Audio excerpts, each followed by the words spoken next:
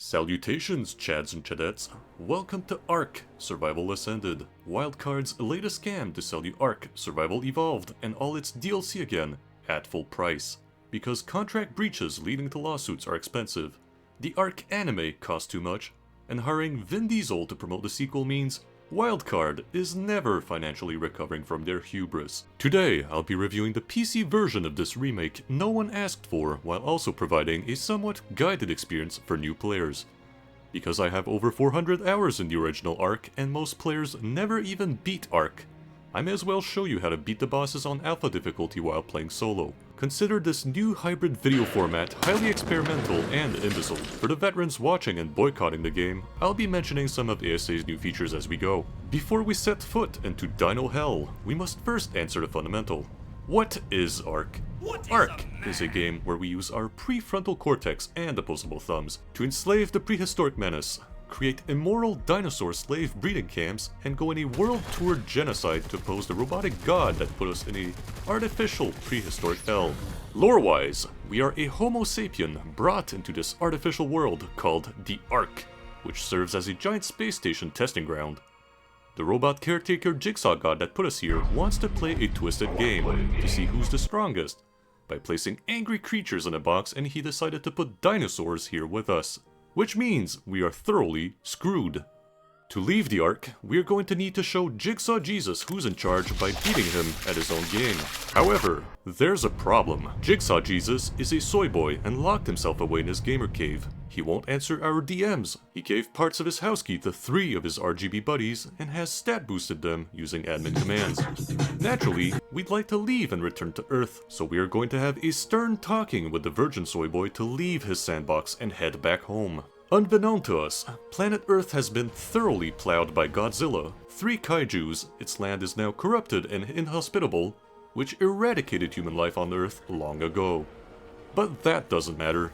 We are compelled to leave the ARK and go back home where things are far worse for us. To enjoy this stupid game, we must first turn to our Lord and Savior, the world settings, and the modding community before playing it. Because the base game settings make the game as bearable and fun as opening your veins and going for an isolated swim in the shark coast of Australia.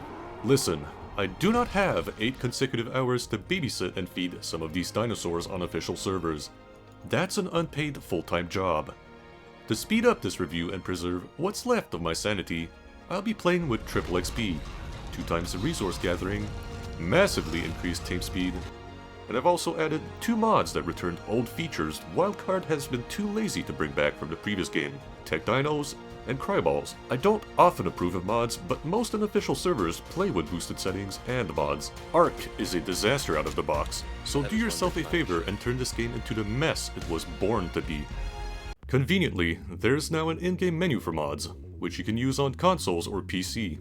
Because why fix things you can't fix yourself when you can directly import free third-party labor to fix your own game? Our abomination created, it's time to disgrace the land we walk on with our presence, by role-playing as the next cataclysmic event that will lead these creatures to extinction. God has allowed me to live another day, and I'm about to make it everyone's problem. We glance over at the map, recommending us which spawning point to choose. I recommend the easy ones if you're new, because unless you know what you're doing, and know what creatures live in your friendly local neighborhood, you're not going to have a fun time meeting your neighbors when they can't be reasoned with and want you in their stomach. Upon spawning on the beach, we notice the game turns into a PowerPoint. I lower everything to medium for it to become playable, and yet the game still lags like hell at times. But, for now, let's look at the good the game has to offer. ARK honestly has too much variety and good to cover in a review. I could talk about all the different unique dinos and game mechanics for hours, and still I'd have important features left unexplained. Instead, to show you all why I love this game, I've settled on showing you how to beat the game on its hardest difficulty. Just like Minecraft, we begin by punching trees, collecting stones, and avoiding the locals. Our aim is to have a crappy house built for the first night, because unlike Minecraft, we can't dig in this game. So when night falls, we are screwed if we have no shelter to escape our hungry neighbors. The weather is bad for our well-being, so we need to avoid heatstroke and hypothermia. Because the character we play as isn't a Canadian Chad like me and begins freezing to death in temperatures above 0 Celsius while holding fire in his hands. Using my maple syrup to hamburger translator, that's 32 Fahrenheit in hamburger culture. As a resident of Snow, Mexico, I find our character disgraceful to my cultural heritage. Unfortunately, this is who we are, so we'll have to make do. As previously stated, our goal is to rise up the food chain and defeat the 3 RGB bosses and Robo Jigsaw Jesus. But a single defenseless chimpanzee like us wasn't designed like an evolutionary killing machine. Which is why our long-term goal will be to consistently work our way up the food chain by using our prefrontal cortex and opposable thumbs to enslave killing machines dumber than us and abuse their strengths. Our goal for the boss fights? Obtaining 2 T-Rex chickens, an army of tickle monsters, some very hungry Poombas, and a bipedal Armageddon. But right now, we aren't quite there yet. First, we collect a bunch of crap materials on our first day and build a house. Building in ARK Survival Ascended actually feels a lot better compared to the garbage base building of the previous game, because you can now pick up the walls you place down. More wall shapes and sizes were added, which you can select using the new slider. Less engrams are needed to learn structure parts, and every placeable wall or item snaps better. Congratulations on improving the horrible base building of your game, Wildcard. It only took you 7 years. Our first crack house built. We continue to survive on whatever food we can find and try to make sense of all the new berries ASA added. Gathering resources by ourselves is trash! We get our hands dirty, and man isn't designed to harvest things efficiently. Instead, we will gather enough resources to craft narcotics and the bow and arrow, because the most efficient form of work is having someone else do the work for you while you reap in the benefits. Our first target, a narcotic berry gathering slave. Narcotics in ARK are a powerful substance, because they allow us to roleplay as Bill Cosby, meaning we dip our arrows in narcotics and perform surprise acupuncture on our new friends to put them to sleep. Then, we use the opportunity to put our meat into our unconscious friend's mouth. With enough meat or purple balls rammed down their throat, our friend forgets everything by morning and is compelled to become our new best friend. This is essentially how taming works in ARK. Now, depending on where you live on the map, there are several different creatures that you can tame during early game. I recommend you start with a berry gathering dino for your Colombian narcotic needs, like a trike, and move on to a bodyguard dino like a vertically challenged T-Rex or an oversized rubber chicken for an early game flyer. ARK is a chaotic game, so here's how my own early game went. I built a small crack house out of stone and reached level 50 in one day. Later, I found a crossbow in the airdrops. Couldn't find a trike for berries and instead tamed a Casteroids, which I named Bobber. I then immediately got myself and Bobber killed by a surprise pack of hyenas while going to the mountains too early for metal. I logged out and came back to see an even higher level Bobber spawned. So I tamed it. Then, after I looked at my engrams, I realized an Argentavis saddle is not nearly as expensive as it should be for such a mid-game flyer.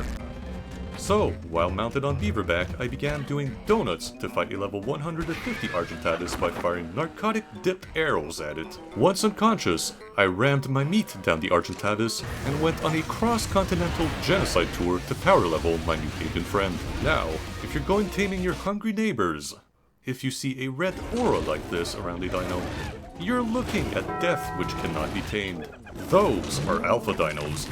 Stat-boosted creatures that snort buckets of pre-workout shake for breakfast and drink angry juice. We stay far away from these. As you can imagine, I was very happy to be graced by a trick-or-treating alpha raptor at my doorstep when I was still just getting started. Now, our wood acquisition and Colombian narcotics demands are checked by Bobber, and our early game flying mount is also covered since I got this Path of Exile chat ban meme reference. But we still have some checkboxes left. Manual resource gathering. Trash! In ARK, we use slaves for that. Sonic's unbearably slow cousin excels at gathering rocks, and Ankylosaurs excel at gathering metal. Naturally, we use our Argentavis to find these wild dinos and abduct them by air, perform acupuncture and feed them our purple balls to make friends. Our friendship established, we can now have our friends perform unpaid labor. Now, here's how ARK becomes progressively more ridiculous. Our RG can transport dinos. With all 3 gathering slaves combined, our RG now has a new unholy combination of unpaid labor to exploit. While riding our avian friend, we can grab our unpaid workers to exploit them as tools and gather resources while flying around. This is much more efficient and faster than rolling around at the speed of sound on our paraplegic hedgehog. Our basic gathering needs met. We've reached the point I consider the mid-game. There are now hundreds of ways the game opens up and allows us to do whatever we want. We can capture new dinos we so desire for different roles or purposes, explore and discover the world, choose the path of tranquility and become a gardener, or even die horribly in caving accidents. Naturally, I'll be making things far worse as we go, because at this stage, I like to go full American mode and fabricate guns, while also capturing creatures higher up the food chain. Using my prefrontal cortex, I decided to aim straight for a T-Rex and T-Rex chickens. I was lucky and I found some high-level tech T-Rexes, so I bagged a couple. I also bagged the other slaves I needed for the bosses. 2 UTs, 2 Pumbas, 2 Tickle Monsters, and I even hand-fed mammoths to a mistake of God known as the Carcharodontosaurus. I hope you like seeing and learning about new dinosaurs. Personally, mine is the one with 500 teeth, because he's named quite poorly and his smile cheers me up. Channeling the worst of mankind, I built a slave breeding pen to weaponize the power of incestual reproduction. Going further, I segregated my own growing dino society by painting the slave breeder dino skin a shade of pink. Finally, I divided their families by conscripting all of their offspring in the eventual war I intended to declare against the god that put me here. After subjugating my Terracino's to an ungodly amount of incest, I've made an army of giant tickle monsters using the power of natural reproduction. Also, I painted my Karka purple now. Say hi to Barney. Crafting any resource, especially polymer, is crash! We take shortcuts using genocide. To acquire the resource, I fly up north to play Club Penguin and harvest penguin bodies for organic polymer. Because on the land we walk, selfish, immoral actions are always the solution. Acquiring circuit boards and oil. You guessed it. Crash! Which is why I installed the Tek Dinos mod earlier to bring back dinos wildcard has been too lazy to bring back. Because with Tek Dinos, we can create an automated resource farm working on ancestral genocide. Here's how it works. We build an elevated enclosure to encourage Tek T-Rex mom and dad and his daughters to reproduce constantly. The mother's eggs then fall down and hatch in a gladiator arena. Using the power of air conditioning, we warm up and hatch the eggs. The hostile newborns are brought into this world to face off against my hungry Thylacoleo, eagerly awaiting the harvest baby Rex organs for metal scraps, circuit boards, and freedom jelly. Just remember to maintain your automated farm, or you may run into a problem. Because even with my hours of wisdom, I forgot to consider dinosaur freedom rights, and quickly learned that renewable dino-powered energy sources can be dangerous when mine exploded like Chernobyl's Reactor 4. One day, I left home for too long. My Thyla's inventory got full, and it could no longer walk. Mama Rexes kept laying new eggs, the eggs kept hatching, and the baby T-Rexes kept getting stuck in the walls while growing into angry adults. Eventually, the breeding pit's new inhabitants began to tear down the place and attack everything nearby. Amongst my casualties, my air conditioning was destroyed by the T-Rexes, along with my favorite refrigerator. Now, the rubble of the genocide pit remains upon my land as a monument to all my sins. Being reminded every day of my crimes against dino kind made me unhappy, and having no moral compass, I decided to accelerate my war on God by advancing into the late game. To reach the endgame and fight the bosses, we need to gather a few artifacts to open the boss room. Artifacts are basically keys or Pokemon gym badges. This means we are going to have to use our Pokemon trainer skills to challenge all of the cave gyms to obtain our gym badges before we are allowed to fight the Elite Four. Most of these artifacts are, unsurprisingly, in hellish parts of the map. The worst offenders amongst these are the creepy crawly cave that looks like that segment of Peter Jackson's King Kong, the unbalanced furry convention ice cave that turns the game into a survival horror shooter, and the ocean hell pit from Subnautica. For brevity, I'm not covering all of them here. I recommend you check online what to expect in these caves before heading in, or you and your friends will be coming out of there in body bags. I've still not talked about the late game, so I'm going to elaborate on how to reach one of those artifacts. Can you guess which of the three? Hey friend, listen up. I know the world is scary right now, but it's gonna get way worse. Because now's the time we dive into man's most natural habitat, the ocean. I hope you don't have thalassophobia, because diving into the depths of the prehistoric Australian Ocean is in fact not optional for beating this game, and you're coming below with me. To survive in this warm and welcoming place, we need an aquatic companion with a killer smile. Unsurprisingly, the best underwater creatures we can tame are located deep underwater. So we need to make do and tame whatever we find at the surface first. I may be mentally deranged, but I'm not diving at the bottom of the prehistoric ocean without a means of defense. So, I tamed a megalodon, a giant prehistoric shark that wildcard has scaled too small compared to its real-life counterpart. With my new friend, I decided to skip a few sea monsters in the food chain and aim straight at the top. Using my balls of steel to sink deeper below the surface, I found the friendliest sea monster I've seen so far, a level 172 Mosasaurus. Having already spiraled too deep in the depths of my own madness, I decided to live dangerously when I tamed it by dodging around like a Spanish matador and practicing my Chinese acupuncture skills. After some cultural enrichment, I brought our new friend home and decided to turn Mosalisa into an armored battle submarine crack shack. The inside of the sub is fully outfitted for crafting, has electricity, room for 2. We have no doors because the walls are merely a suggestion. The bridge of our sub is open to water and has no steering wheel. I've instead opted to place a giant man-powered turret in its place to fend off predators trying to eat my aquatic residents. This is essentially a marine RV mounted on a dinosaur. To control our submarine crack house, I sit in the turret and whistle directions for Mosalisa to move around or attack things. I don't know how whistling works underwater, but Todd Howard said it best. All of this just works. All of this is to reach the artifact at the end of the cave we are spelunking into, because that cave is home to some highly dangerous alpha mosasaurus and some giant squids that can all introduce us to the forbidden vor fetish. These water demons essentially leave us with 2 reasonable options to fight them. Either we use mosas or giant squids to reach the artifact. Fortunately, I am not reasonable. Not many marine biologists know of this, but every sea monster's natural predator is overwhelming firepower. Using this in common knowledge to our advantage, we dive into the ocean cave and subject everything between us and the ocean artifact to American culture. RPM may stand for rotations per minute in other countries, but in Hamburger Freedom language, this stands for rounds per minute. After we've successfully dived into the Earth's ocean crevice and retrieved our artifact, it's time to do the most reasonable thing. Leave the ocean and never come back.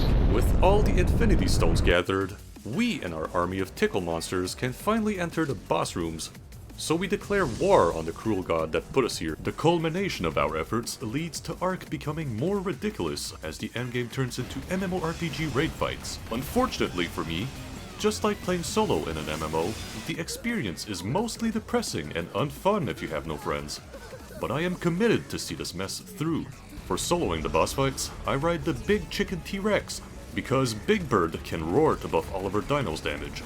Poombas can AoE heal the team, and the tickle monsters are here to tickle the bosses to death. We fight the Spider Queen, an easy boss that just sits back and spawns a bunch of spiders to attack us. Then we fight Harambe the White, who for some reason can Fortnite airdrop a bunch of gorillas and monkeys on our heads to throw rocks and feces at us. Lastly, we fight a literal dragon, one of the hardest bosses in the series, because its burning damage does percentage damage instead of flat damage. So we really want to dodge those barbecue invitations it's aiming at us, because what doesn't kill me in this fight makes me wish it did. After the RGB bosses are buried in the comfort of their own soil, it's time we swat the gamer cave of Robo Jigsaw Jesus, but to reach him is not easy.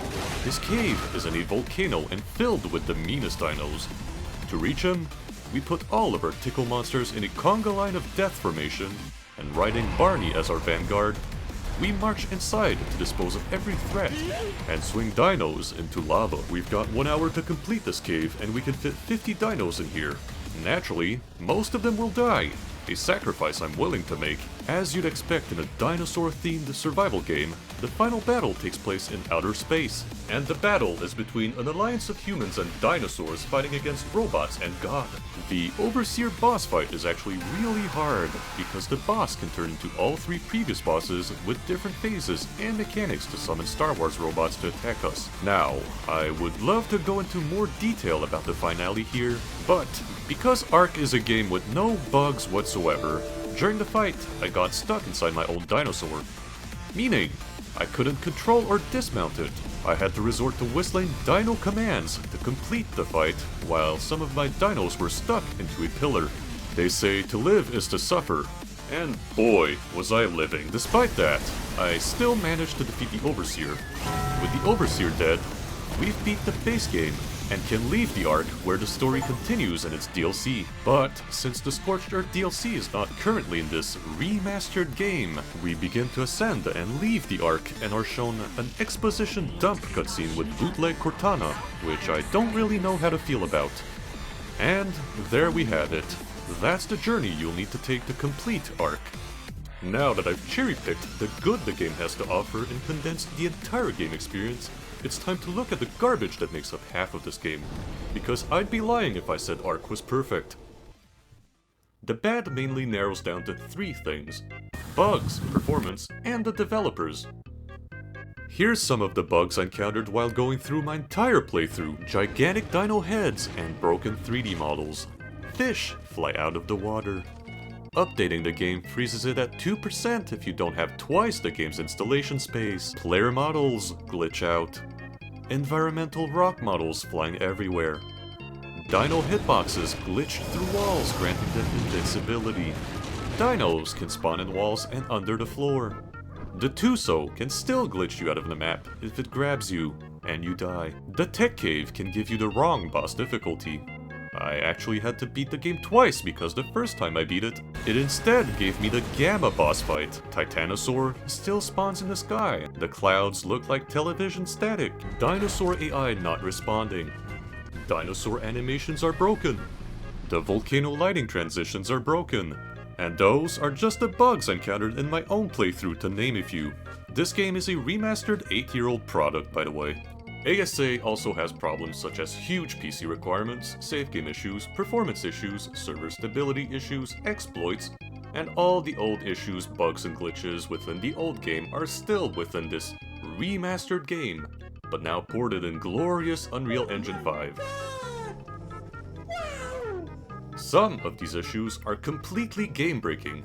For example, save game issues are bad enough that one day I booted up my single-player save file to find that all my dinos were gone.